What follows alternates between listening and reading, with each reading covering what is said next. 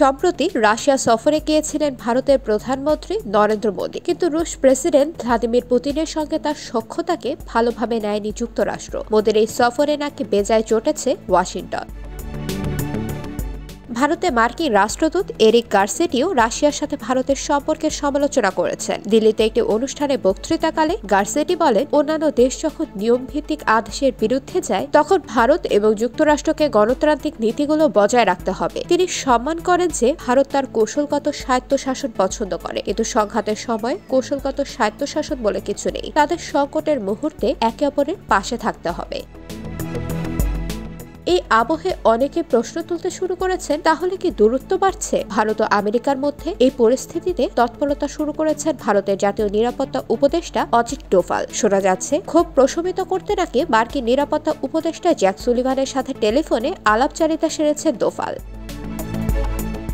ভারতের পররাষ্ট্র মন্ত্রণালয় জানিয়েছে, দুই উপদেষ্টা ভারত মার্কিন সম্পর্ককে এগিয়ে নিয়ে যেতে ঘনিষ্ঠভাবে সহযোগিতা করতে সম্মত হয়েছেন। মূল্যবোধ এবং সাধারণ কৌশলগত ও নিরাপত্তার স্বার্থের ভিত্তিতে আলোচনায় দ্বিপাক্ষিক, আঞ্চলিক এবং আন্তর্জাতিক বিষয়গুলোর বিস্তৃত পরিসরকে কভার করা হয়েছে, যার মধ্যে জুলাই এবং বছরের পরে নির্ধারিত কোয়াড ফ্রেমওয়ার্কের অধীনে আসন্ন উচ্চ পর্যায়ের ব্যস্ততা রয়েছে।